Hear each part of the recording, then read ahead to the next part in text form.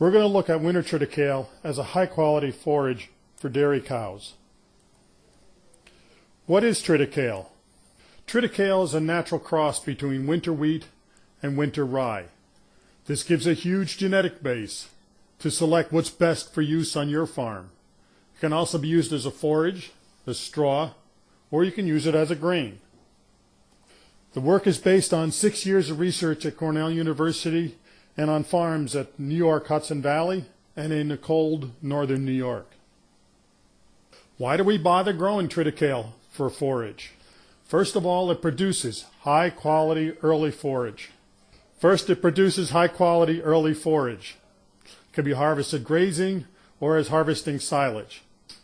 It allows for double cropping possibilities in the northern climates using short season corn, brown midrib sorghum sudan, or teff. It dries the soil out. In the spring, there's 60% less water in the soil, as the crop acts like a pump, removing the water through photosynthesis. It matures later than rye, so you don't have to stop planting corn, harvest rye, and then go back planting corn again. Triticale matures the same time as early grass silage and can go into the same bunk. It has a slightly longer harvest window than rye does, and it's got some real pluses. First of all is soil structure. On the left is destroyed soil structure from row crop. On the right is improved soil structure from sod crops such as winter triticale, teff, or brown midrib sorghum sudan.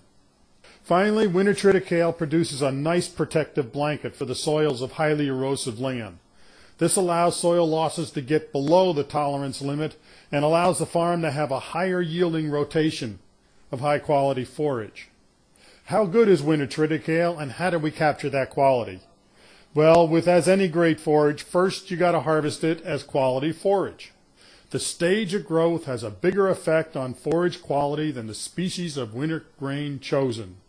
That's from Dr. Cherney at Cornell University, who has done extensive work on grains and winter grain. For maximum milk per ton, forage quality occurs at stage 9. This is called the flag leaf stage. Forage quality is really key to milk production. Whether you're growing regular corn silage or BMR corn silage, triticale can outshine it, harvested at stage 9. It has potential more milk per ton of dry matter than exceeding even the BMR type crops. Yes, you can wait and get higher yield, but that forage is for heifers or low producing animals. It will not optimize production from high producing milk cows. Both the in vitro energy and the in vitro total digestibility are optimized at stage 9. When is stage 9 or flag leaf? Well, for starters, stage 8 is when you look at the top of the plant and you see another leaf rolled up in the stem coming out. That is stage 8. Stage 9, the leaf is out, there is no new leaf rolled up and trying to come out. That's your optimum stage. Stage 10, the head is starting to emerge. This is the traditional boot stage farm use as an indicator of when to cut their grains for forage. It's actually a week too late for optimum milk production. At stage 8, the field tends to look softer as the leaves are laid over. Stage 9, the field takes a very spiky look from all the flag leaves sticking straight up. You've got to get out of the truck though and take a look, because this can sneak up on you real fast.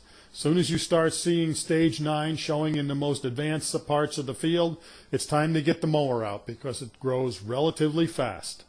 Stage 9, the potential milk per ton will be over 4,000 pounds per ton of dry matter.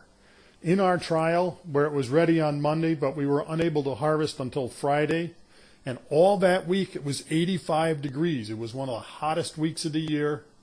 It ended up, the feed quality did decrease, but it decreased to the level of a good quality corn silage, so you don't lose everything.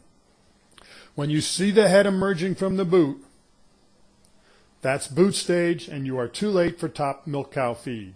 But you can use it for animals with lower nutritional needs, lower producers, or even heifers. Crude protein on a properly fertilized winter triticale is about 14 to 16%. Yes, you can get it higher than that, but then you're over-fertilizing and you're producing a very soluble form of protein, which isn't used as efficiently in the animal. Over multiple years and multiple sites, 75 to 100 pounds to the acre of nitrogen optimizes winter triticale yield. And at that fertilization level, a very high percentage of the nitrogen you apply ends up inside the plant, producing yield and quality. These nitrogen efficiency numbers equal or exceed that of corn silage. Stage 9 winter triticale contains really digestible components. The average of the fermented samples shown here shows a very high sugar which the cows love. They dive right in. It has a highly digestible rate because of the readily available energy components. When you put winter triticale into the ration, you can support a high forage diet. High forage is a key to supplying low-cost protein and energy for a profitable dairy. In the Northeast, dairy is considered optimizing profitability when forage is fed at over 60% of the diet. You need quality forage to do that. In a comparison of triticale in a diet versus high-quality alfalfa replacing that triticale in balanced rations, the winter triticale produced over $1.16 of increased income over feed cost. Feeding that to a 100-cow herd for only half the lactation will boost income over $17,000. Triticale, properly harvested at a high-quality forage, is going to give you over 4,000 to 4,200 pounds of milk per ton. Normal yields are 2 to 2.5 tons of dry matter per acre, with a protein around 14 to 16%. The fiber is very digestible, and the cows love it because of the high sugar content. If you want to be successful with winter triticale as a forage, first of all, you need to plant it in September for the New York area. In northern New York, you want to plant it in early September. In southern New York, you want to have it in by the 25th of September. If you're in more northern areas like Minnesota or Michigan, you may want to plant it the last week in August. The stand needs to get established well before it goes into the winter. You want to plant 100 to 125 pounds of seed to the acre. You need to drill it 1 inch to 1.5 inches deep. If you broadcast it and disc it in, you'll have a high percentage of winter kill in the spring from the shallow seeded plants. Ban 20 pounds of nitrogen plus some phosphorus and potash. 20 pounds of nitrogen will get it up and growing without producing too much growth. Be real careful about putting manure on in the fall, as that produces tremendous lush growth, which with all winter grains will produce snow mold that can kill the stand. The phosphorus and potash applied will get the root system off to a good vigorous start.